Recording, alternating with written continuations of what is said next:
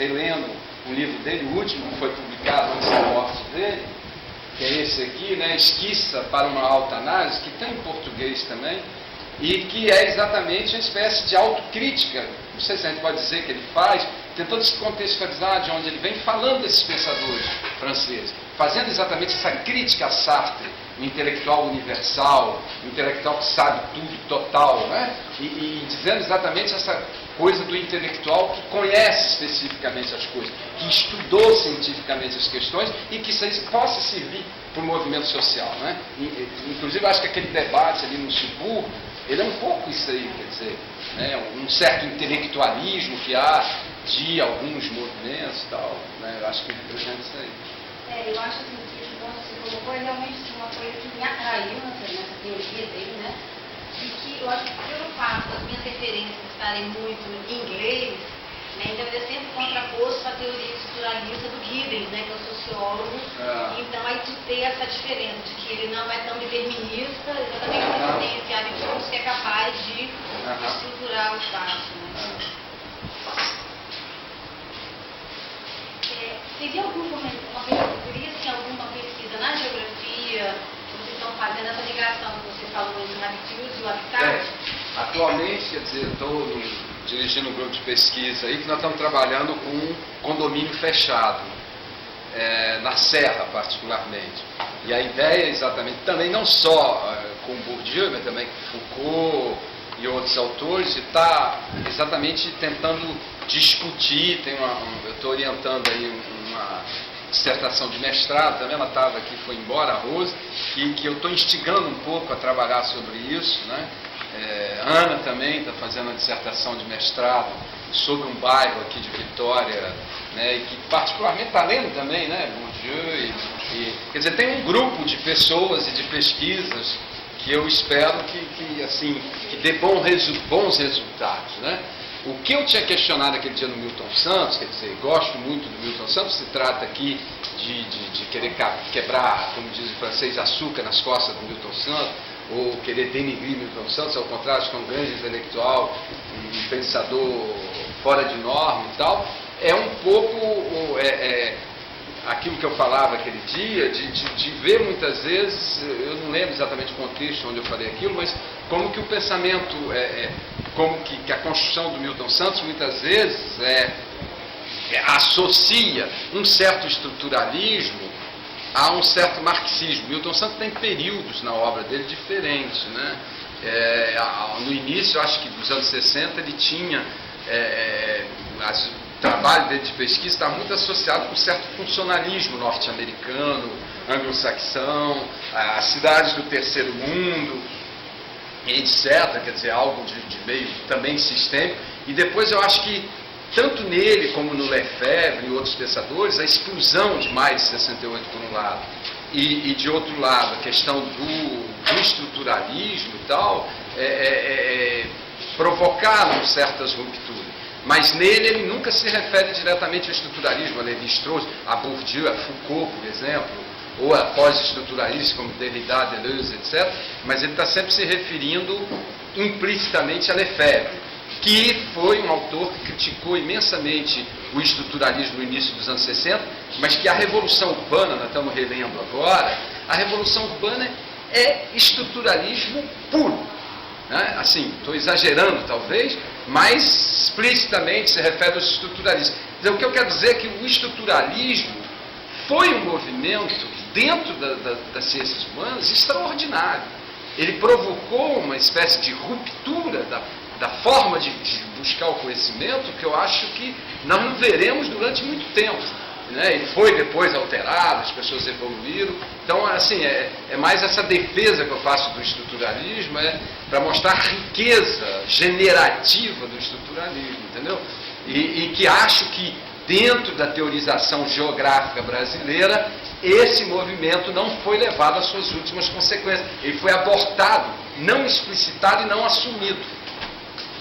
Entendeu? E acho que resta ser feita essa ligação. Isso aí é para a história do pensamento. Não sou eu que vou fazer isso, mas... Mas não sei o que vocês acharam do filme. queria fazer uma colocação. Pois não. Vocês mais de vida intelectual é a capacidade de não enrolar as pessoas. Isso é fantástico. Não sei. Responde isso, não sei. Isso é fantástico. Não saber responder. Dizer eu não sei. Isso para mim é fatal. Sabe? Responda-me isso, não sei. Isso é fantástico. Eu até tinha feito uma coisa, eu trouxe aqui um recorte da Gazeta. Fazer igual o Luiz Vacan. 26 de novembro de 2009, é recente. Insatisfação de PMs com o secretário Rodney ganha as ruas. Né? Aí está aqui os coronéis, a PM, fez um outdoor, não sei se alguém aqui viu. Secretário vende livre e falta segurança. A polícia militar exige respeito. Não sei se os presentes conhecem ou leram o livro ao qual ele se refere. Que é um livro Espírito Santo. Alguém leu aqui? Eu aconselho a ler. Porque, na minha opinião, outro dia eu tive um debate com o Ludovico sobre isso, muitas das questões que o Bourdieu fala sobre a relação com o Estado, né, ou que o menino chama assim, com o Estado, apesar do Estado e contra o Estado, né, ou aquele debate com o escritor alemão Günter Grass, né, que dizia, eu estou me vendo hoje a reivindicar mais presença do Estado face à crise, né, econômica, etc., que está se vivendo, ao neoliberalismo. E Bourdieu vem, mas não a necessidade de reinventar o Estado. E eu acho que no Espírito Santo, mas no Estado brasileiro, mundial, que defende o liberalismo em geral, mas pegando o caso concreto daqui do Estado do Espírito Santo, Estado, no sentido do Estado da estrutura, nós estamos vivendo algo, na minha opinião, muito parecido com essas questões. Ou seja, nós vemos um Estado neoliberal, um Estado que estimula as grandes empresas, que está destruindo o meio ambiente, que tem interesses econômicos que todos nós sabemos, e ao mesmo tempo no interior desse Estado tem uma polícia que não é controlada pelo poder político. Isso é uma coisa gravíssima. Não há controle sobre a polícia. A polícia militar se rebela contra o secretário. Não há. Ele diz que não obedece ao secretário. Ora, eu discordo desse secretário, já tive debates na televisão com ele. Como eu disse, nós temos que fazer uma crítica do governo de Paulo Artung. Né? Mas, ao mesmo tempo, isso aqui significa algo na nossa sociedade que os intelectuais que se dizem de esquerda, os revolucionários, deixam passar batido, que é uma questão que diz respeito à nossa vida cotidiana. A polícia está fazendo o que ela quer. É isso que isso aqui significa. Ela faz o que ela quer. E quando você vai ver no livro que eles publicaram, com o aval do Luiz Eduardo Soares, que ajudou a escrever o livro, a gente vê, isso eu já sabia, quem estuda violência sabe, o estado da polícia, o estado da violência no Espírito Santo tem muito a ver com a polícia. Aquilo que ele falava, quer dizer, a mão direita e a mão esquerda do Estado. Né? Então, como que se policializou as questões sociais? E a polícia militar é uma polícia extremamente importante do ponto de vista da repressão e da opressão nas periferias que nós temos aqui. Ora, essa polícia ela é incontrolável. O poder político não controla essa polícia. Prova está aqui. E mais, e aí foi minha desavença com o Ludovico outro dia, que há um certo discurso circulando, então eu não estou aqui defendendo o governo, espero que tenha ficado claro, há um certo discurso circulando, e que eu falei com ele que isso é um contrafogo, né, que aquele assassinato do juiz Alexandre, que teve aqui, etc., etc., teria, na realidade, implicava o Paulo Artung e o governo Paulo Artung. Há uma fofoca circulando há 4 anos que eles nunca reagiram. E nesse livro, o Rodney Miranda tenta dar uma resposta a isso. Que eu achei, eu falei com o Ludovico, apesar do interesse político, apesar de todas as questões que está por trás do que o Rodney faz, que são plausíveis e que já era de se esperar. Porque o grande assassino, o coronel, que comandava de fato uma parte da polícia e que os coronéis têm medo, e por isso que eles se revoltaram por isso, é que no livro está dito explicitamente quando a Polícia Federal, comandada pelo juiz Alexandre, foi prender esse coronel aqui, em Maruípe, no quartel, todos os coronéis da PM se rebelaram de madrugada e ficaram na frente da Polícia Federal. Quase deu bang-bang. Eles defenderam o Coronel Ferreira, que tem dezenas de mortes nas costas dele. Você está entendendo? Quer dizer, e aí eles construíram um contrafato político, policial, para tentar fazer um contrafogo e acusar outros da morte do juiz, daquilo que eles tinham perpetrado. Eu não estou tratando aqui, por isso que às vezes a gente generalizar é complicado, mas eu acredito, está falando dessa questão que ele se referia no filme, dessa ambiguidade do Estado, e de que não basta só a gente criticar, acusar o Estado, e que não basta só discursos paranoicos e discursos de crise, e discursos de complôs. Eu acho que a gente tem que entender as estruturas, como é que elas funcionam, e dizer, então tem que ter um outro Estado, não é o Estado do Paulo Artur, muito menos o Estado do Coronel Ferreira. Mas nós temos que entender os fatos. Entendeu? Então, eu disse isso porque eu achei interessante, que eu tenho ouvido muita crítica aí na dita sociedade capixaba. As pessoas concordam com os coronéis. Nos debates, nas praias, nos bares, nos clubes, etc. Ninguém leu o livro que fala da polícia. Então, você está entendendo? Quer dizer, a questão do Estado aí, da força do Estado, é um negócio extraordinário e fundamental. E aí eu ligo com outra coisa. Não adianta só a gente propor a revolução ou ser anarquista, né, se as pessoas estão morrendo e sofrendo hoje. Então nós temos que combinar as duas coisas, talvez. Né? Nós temos que intervir nesse tipo de coisa. As pessoas, os jovens estão sendo assassinados pela polícia. E como é que a gente se confronta essa questão? Entendeu? A intervenção, foi até parte de muitas reflexões de Bourdieu, está relacionada à educação mesmo. Eu vivo isso diariamente, né? Trabalho em educação serrana, em escola de periferia, bairro de periferia. Então, o movimento é educação, né? É essencial a conscientização da população sobre a própria realidade em que ela vive, o porquê da opressão. É fundamental passar dessa consciência. O problema é que dentro da escola acaba acontecendo um embate muito grande, né? Há todas as estruturas que perseguem o pensamento dos professores, né, constantemente, diariamente. E isso é de uma forma muito inconsciente, na mentalidade dos professores, no agir dos professores diariamente nas escolas. E é uma relação complicadíssima. Então, eu acho que o caminho, né, para romper literalmente com as estruturas, porque eu acho que, não sei, né, se a preocupação em pensar o mundo como estrutura justamente para... E ele tem uma parte do filme que eu acho interessante, que ele fala assim, se falava em mutação, que tudo muda, tudo gira, mas peraí, mas há uma estrutura, quer dizer, a estrutura o quê? Há o Estado, há a permanência. Então, quer dizer, como agir contra essa estrutura? Como minar a estrutura que, na verdade, é o próprio Estado, a própria manutenção das coisas. Entendeu? Como agir contra a estrutura? Né? Quais são os caminhos, quais são os meios de agir contra a estrutura? Né? E essa estrutura que permeia todo o nosso inconsciente. Né? Como agir? Então, acho que o caminho de tornar consciente esse movimento, acho que não adianta, não vejo outro que não seja para a educação. Por novas práticas de educação, novos hábitos, né? novos hábitos que vão gerar um novo habitat. Mas você vê, quer dizer, a educação, quando você fala, mas aí tem um outro aspecto na obra de Bourdieu que é muito interessante, que eu falava há pouco, que é o livro dele sobre a reprodução. O problema é o seguinte, o ato do discurso, da consciência, ele não é suficiente. Quer dizer, não se trata de um problema de consciência, se trata de um problema de prática, de dentro do corpo e dentro da cabeça, como é que nós somos condicionados. E daí, quando ele diz isso, dizia, você é determinista e tal. Ele diz, mas eu sou relativamente determinista. Mas não estou dizendo, é exatamente por mostrar, aquele debate intelectual do fim, para mim ele é exemplar. Ele filme vale contra aquele...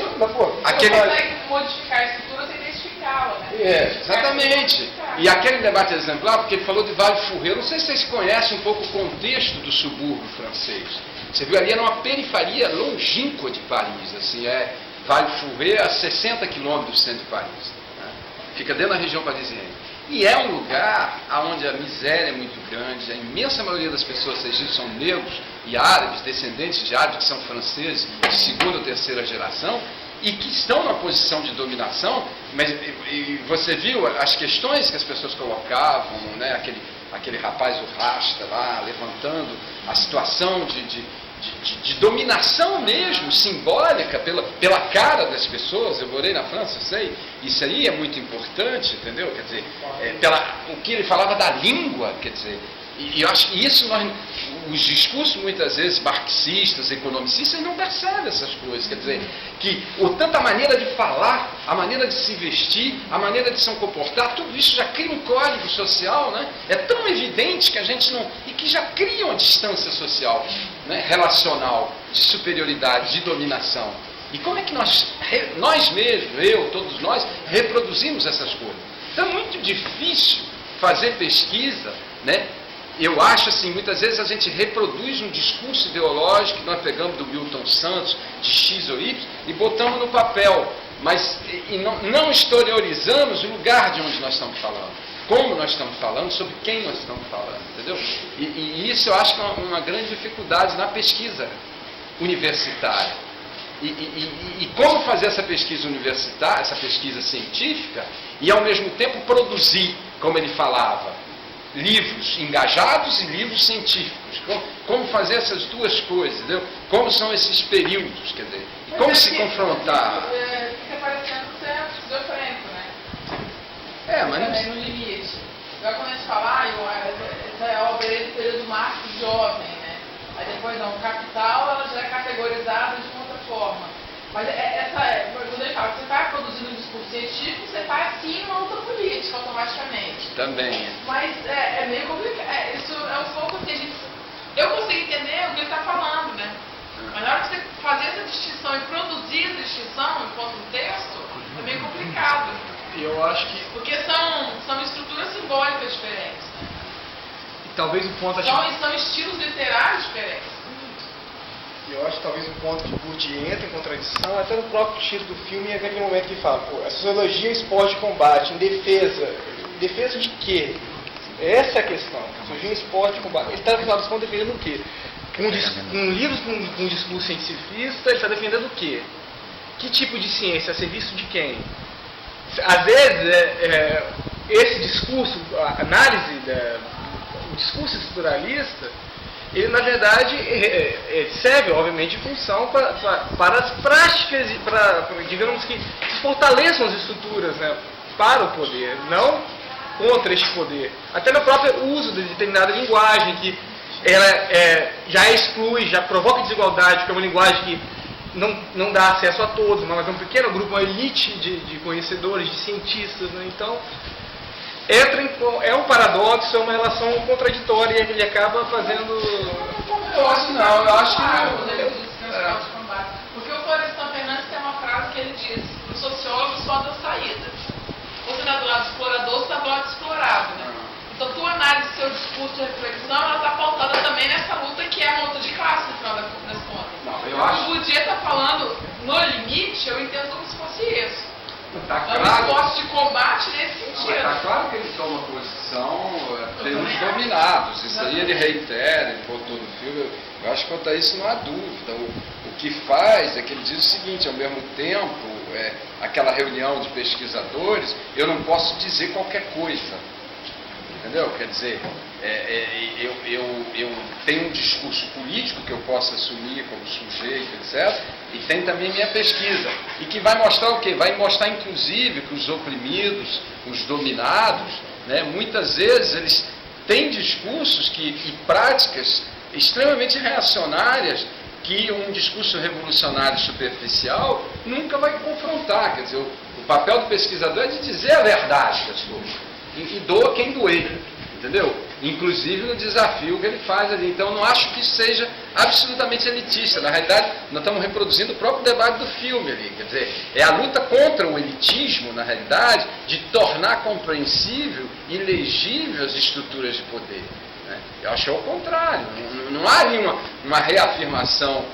Ele, inclusive, foi crucificado por um certo meio acadêmico francês, que dizia que ele como ele dizia, ele fazia agitação própria, agitação profissional, né, que ele balançava, como ele falou ali, a necessidade da revolta das pessoas, de se mobilizar. Eu não acho que seja isso aí, não. Não, com relação é um problema complicado. Com relação mais à linguagem, né? Digamos que... Mas justamente ele faz um debate, ele faz um trabalho enorme sobre a linguagem, de explicitar a língua, inclusive a língua do homem sobre a mulher, da mulher sobre o homem. Porque eu estou refletindo até em relação ao final do filme. Né? Porque ali a gente via até uma certa dificuldade de diálogo, porque de repente aparece esse sociólogo, né? Pô, que veio valer mais um monte pra gente, entendeu? Será que ele faltou durante todo esse tempo esse intercâmbio maior dele? Ou será que tem como estar dentro de um meio elitista que é a universidade, que é o meio acadêmico, dialogar com esse outro mundo, entendeu?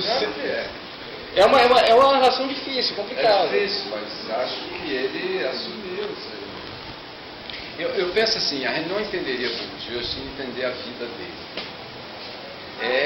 É uma pessoa que dentro do campo acadêmico, como ele diz, ele fazia parte daqueles que eram os bolsistas, né? Que a família pobre, o pai camponês, depois carteiro, etc, do interior da França com sotaque. Quer dizer, ele se insere no mundo parisiense porque ele se sobressaiu. Na França tem esse sistema de bolsa. Ele se insere no mundo parisiense, totalmente elitista, dentro da filosofia, École Normale Supérieure, inclusive onde Foucault estudou, Deleuze, todos esses grandes teóricos da Revolução ou da Contestação, mas ele não era de mesma extração social, burguesa ou de pequena burguesia, urbana e tal. Então, ele sempre guardou, de uma certa maneira, o pé na origem dele, o pé daquele camponês que ele foi, que o pai foi, e nunca denegou isso. E o que ele falava ali é interessante como Foucault era homossexual. Se ele não fosse homossexual, provavelmente não teria feito a obra que ele fez. Mas existem inúmeros homossexuais, e só tem um Foucault. Como existem inúmeros filhos de camponês, tem um Bourdieu, ou outra pessoa qualquer. Quer dizer, de mostrar exatamente como é que você, pela tua origem, você pode trabalhar com a origem e construir alguma coisa naquilo que você está fazendo, que explicite a origem, e ele tenta fazer isso nesse pequeno livro aqui, de autoanálise, quer dizer, Agora, isso vai uma espécie de autoanálise realmente. No meio, né, imagina no meio de um sistema Sorbonne, assim, todo mundo estabelecido, todo mundo com origem muito clara, né? Aí o filho de um camponês é igual na USP, por exemplo, filho de uma empregada doméstica, né? Também. Ele teve que fazer aula de etiqueta nos jantares do Antônio Cândido. Ele não sabia se portar nos alguns jantares, né? Então eu acho que isso também é sintomático, né? Na outra pessoa. Até no estilo da escrita também.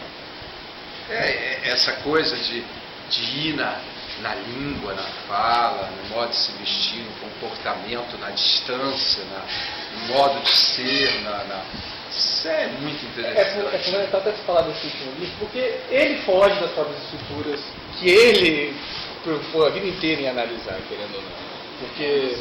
Foge. Eu acho que ele está tentando também se inserir nesse campo de intelectuais, que é o que ele também está atuando.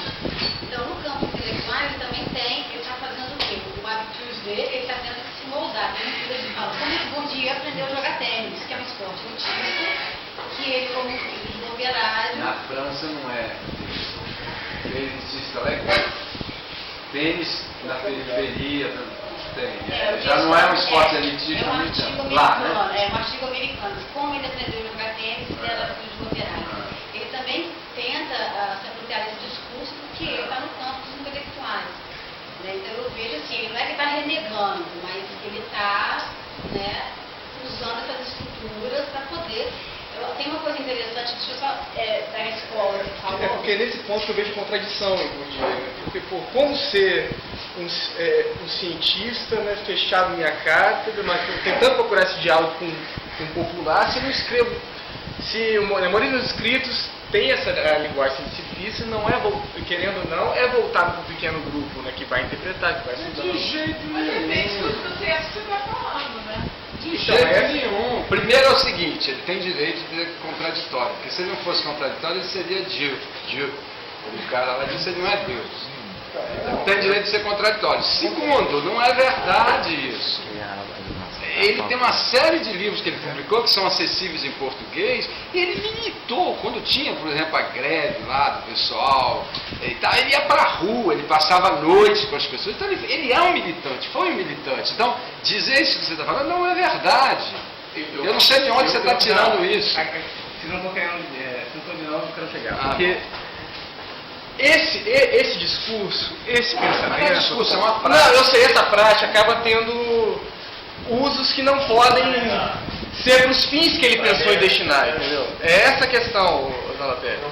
Que talvez ele tenha pensado em determinados fins, mas o uso pode ser justamente o oposto desses fins. Sim, mas aí Pode servir ao poder que ele queria tanto enfrentar, lutar. Mas Bourdieu não é omnisciente, não é Deus. Não, eu não estou colocando O filme mostra exatamente, por isso eu acho que esse filme, só um minutinho que ele é bom, porque ele mostra o cara na vida dele, brigando com a secretária, mostrando que às vezes ele tá puto, entendeu? Que ele briga, ele fala palavrão, não dava aqui em português. Não, é um homem como outro qualquer, e ele se explicitava como tal. Então, eu acho que o processo é ruim.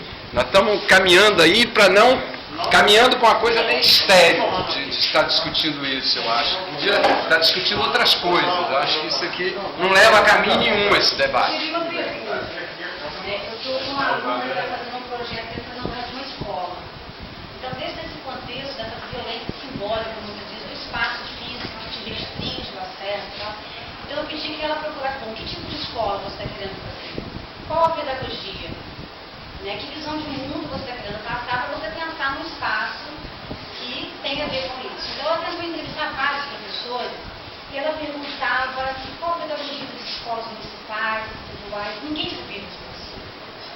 Aí eu cheguei numa pessoa, ela falou assim, olha, a pedagogia do possível.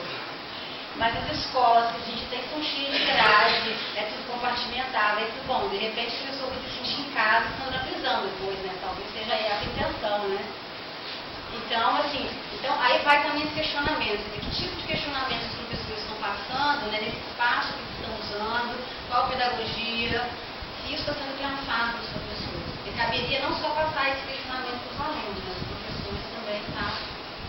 Que espaço, que ambiente é esse? Que pedagogia? Mas os outros podiam estar também questionando, falando. Como no debate lá, vai ficar um monólogo. A questão, acho, nesse ponto é o seguinte, o que nós queremos de fato? Se queremos liberdade e justiça, nossos meios têm que ser livres e justos. É essa, acho, a questão. Temos que, de certa forma, né, cortar o pensamento do poder e aqui os meios ficam os fins, né? Cortar esse pensamento, parte da obra de Maquiavel, né, digamos assim. Temos que pensar de uma outra forma, né? Que os meios justificam, que os fins não justificam os meios justificam os fins. Entendeu? Eu acho que a partir desse momento, então, queremos liberdade e justiça, então vamos fazer uma escola solidária, justa, livre. Como? Aí vem a questão do hábito. Aí vem a mudança do hábito, a mudança de atitude, né? A mudança das práticas. Senão... Eu vou, mas tem uma questão muito interessante. Diga. Os estados, tem uma obra muito interessante que se chama A República de Platão, que ela fala que existe um grupo